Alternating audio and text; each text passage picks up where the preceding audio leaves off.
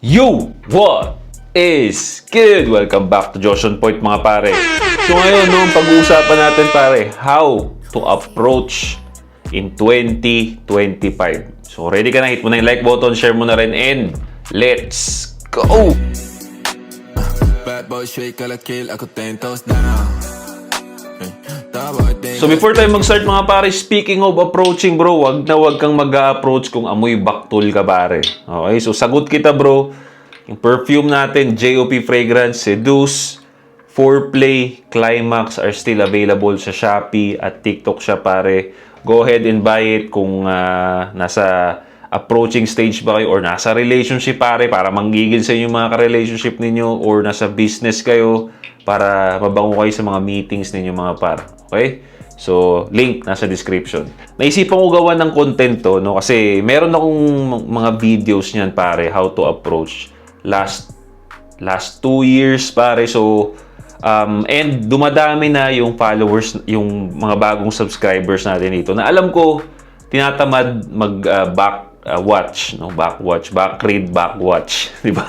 Napanoorin yung mga luma nating video. And I understand, no? Nakakatamad, no? So ngayon gagawa tayo ng updated and improved na approaching ngayong 2025. Okay?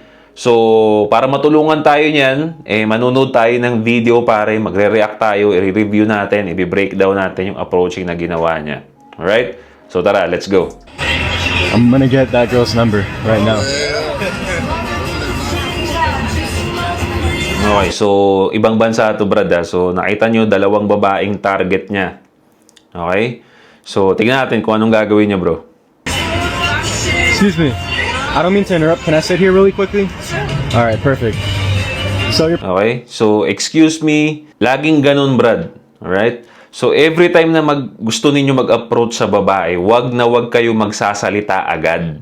Okay? Iwasan nyo yung anong pangalan mo, lagi nyo munang kukunin yung atensyon nila para, kasi alam natin bro, ang mga babae, hanggat hindi sila sigurado, kasi takot din sila mapahiya brad, takot sila sa rejection, kaya hanggat hindi sila sigurado na sila yung kausap mo, okay, hindi yan sila titingin. Kaya madalas nangyayari dyan, madami nagchat sa akin, sasabihin, kinausap ko pero hindi ako pinansin. Lagi kong tinatanong, tinawag mo muna ba yung atensyon niya bago ka lumapit, bago ka nagsalita? Hindi. Kaya ganun. Kasi lagi yung isipin, babae takot ma-reject. Kaya hanggat maaari, hindi sila sigurado, hindi ka papansinin. So always call their attention muna. Okay? So yun yung ginawa niya. Nag-excuse me muna siya, tumingin yung mga babae, and go. Diba? So continue tayo. Probably wondering why I'm sitting here, right? I've had a crush on your friend for like the last 8-10 seconds now, I'd say. Yeah, and I would have been mad at... Oh, nakita nyo? Nakita nyo yung ginawa niya. Ang kinausap niya, yung kaibigan. Pero ang target pala niya is itong brunette. Kinausap niya yung blonde, pero ang target niya is yung brunette. Nakita niyo para siyang nagpaalam. Sabi niya, I saw your friend here. She's really cute. Can I talk to her? Okay? This is a good technique, pare. Lalong-lalo na pag may kasama yung babae. Okay? Pag may kasaming babae na, kunyari, 3 silang babae, 2, it's a nice gesture, pare. Okay? It's a nice technique na kausapin muna yung mga kasama niya bago yung babae na target mo. Okay? Bakit? Bakit ganun? Di ba? Madalas kasi, Brad, no? Madalas kasi, kaya tayo kinakakblock ng mga friend nila, no? Madalas nangyayari yan. Nakikita natin yan. Kasi unang-una, nauunahan sila ng inggit or nagugulat sila bakit mo kakausapin yung kaibigan nila. Pero unang-unang reason talaga yan is medyo may pagka-bitter yung mga yan pag na-ignore mo sila. Okay? Bakit ganun? Wala tayong magagawa, Brad. Kasi tayo nag-a-approach so kailangan natin mag-adjust. Alright? So, it's a good technique na nakausapin muna yung mga kasama niya. No? Kunyari, magpaalam ka lang saglit, nakakausapin mo yung cute niyang friend. Diba? So, hindi lang yun No, hindi lang yun good technique or nice gesture, pare. Pampalaki rin ng ulo. Pampakilig din yan dun mismo sa target mong babae. The fact na nagpaalam ka muna sa mga friends niya, out of nowhere, biglang may lalaking lumapit, kinausap yung mga friend at nagpaalam, na kakausapin siya. Naaakilig yun sa kanila, Brad. Okay? Mapapasmile yung mga yan. Kaya nakita niyo yung reaction ng target niya, napasmile. Alright? So, magandang technique yun pare, lalong-lalo na pag may kasama yung babae. No? Mas magiging smooth yung first interaction nyo. Walang mag-iepal kasi alam na ng mga tropa na siya yung trip nyo. Okay? So, magandang technique yun. Myself, if I didn't come up to you, what are you drinking? Aperol. Is it good? It is good. You're European, aren't you? You look European. I like your color eyes. Where from? I'm born in Europe too. Ukraine. Ukraine. Do you speak Russian? Yeah. Я знаю чуть-чуть. What about you? Я родился в Латвии. Okay. Да, you're born in Ukraine. Yeah. Born and raised. Very nice. You visiting here? No, we live here. Oh, you live here. When did you guys move here? Alam mo pare, ang advantage ng pag-approach sa foreign country, sa ibang bansa. You can always start a conversation kung saan bansa siya, no? Kasi iba dito sa Pilipinas, alam mo kaagad na Pinoy yung kausap mo eh, 'di ba? So minsan hindi mo na nagagamit yung technique na taga saan ka, yung mga ganun, kasi alam mong taga rito lang din eh.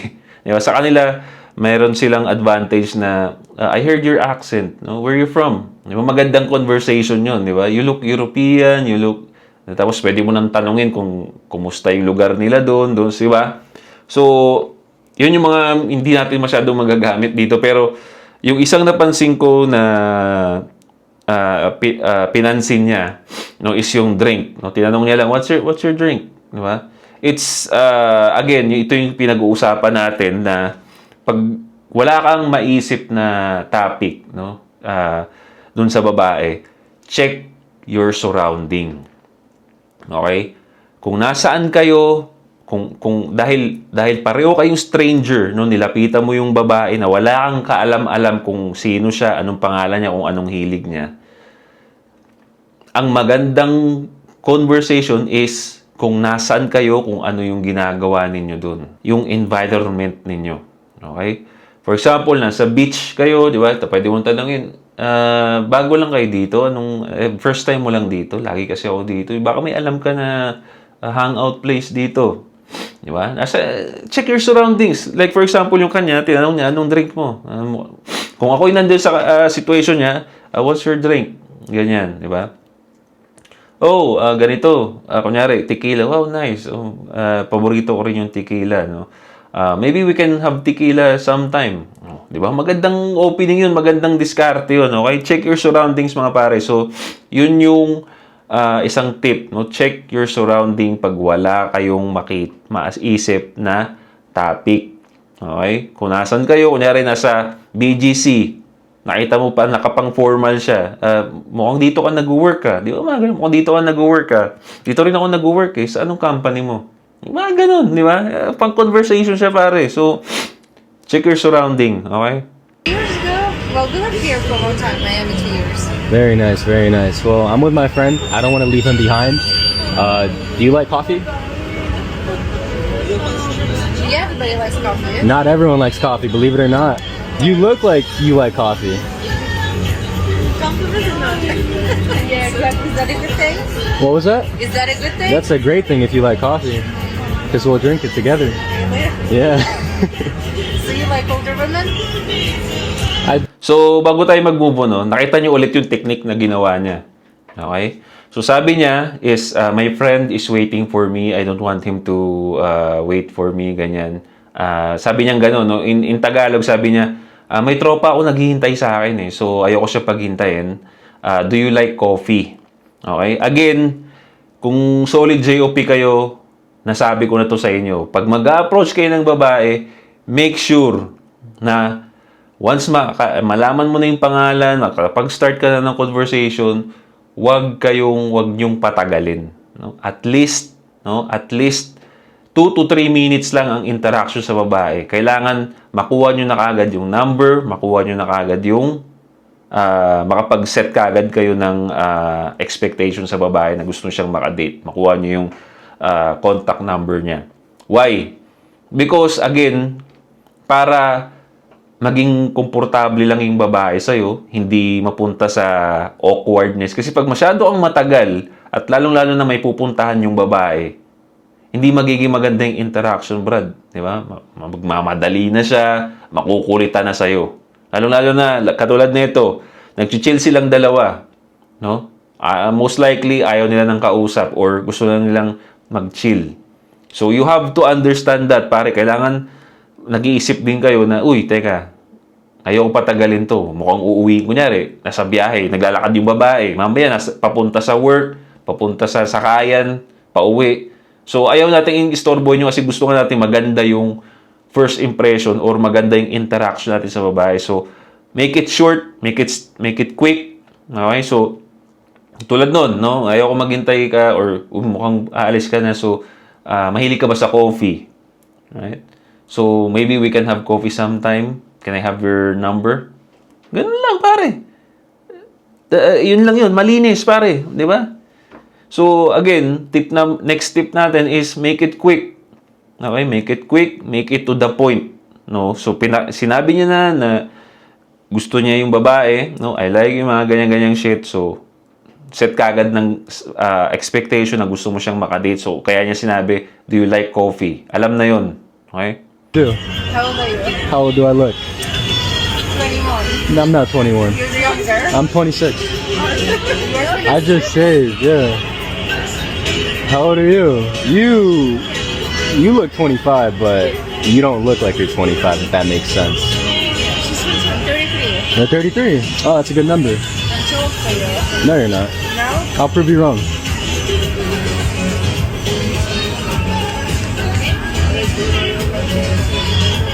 I'll give you my Instagram. I don't have IG. You don't have Instagram? Is this how we're gonna fall apart now? Oh, no? Okay, perfect. Nice move, pare.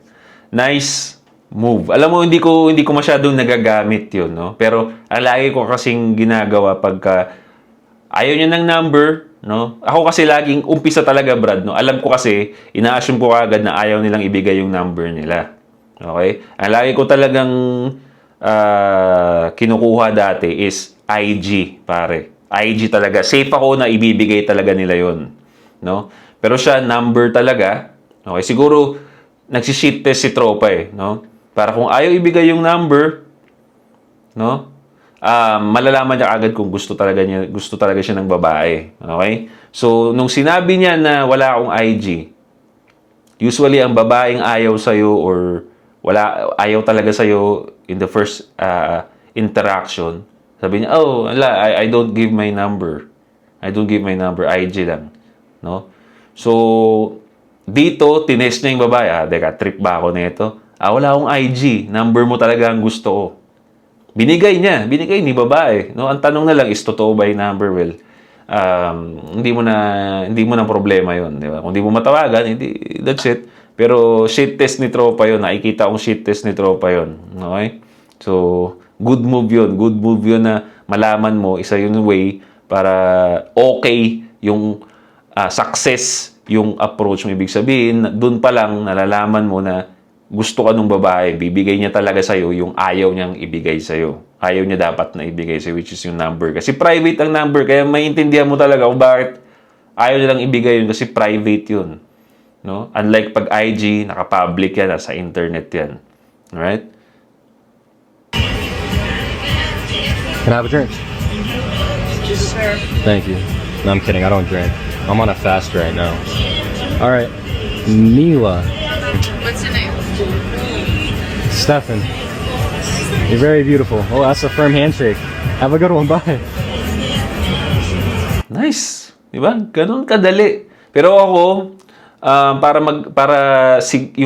para magkaroon ka ng good reputation, no? Hindi lang ako magbababay dun sa in-approach ko, magbababay din ako dun sa tropa na pinayagan akong kausapin siya. No? Sabi ko, thank you, kunyari, Candy, no? Thank you, Candy, for letting me talk to your cute friend. No? I'll see you guys later.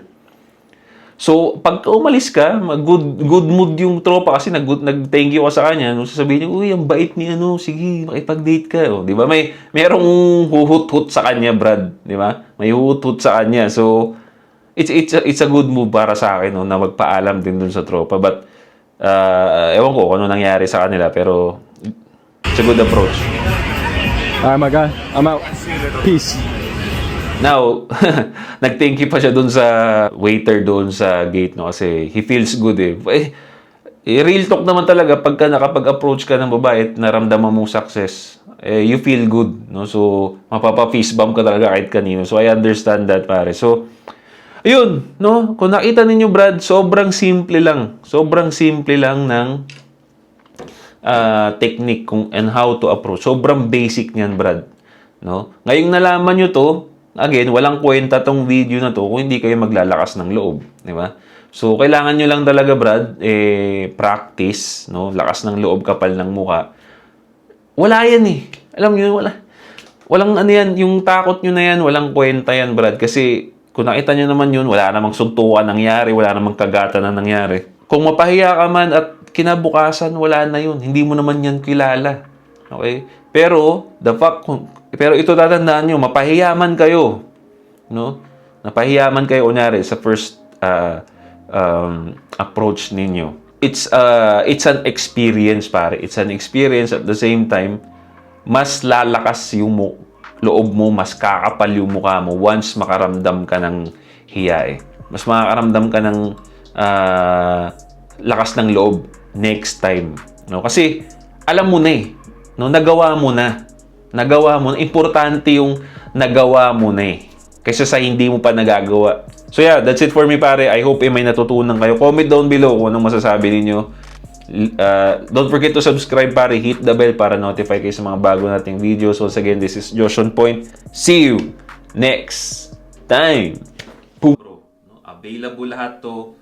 Yung perfume natin, lahat ng fragrance natin, bro. Shopee.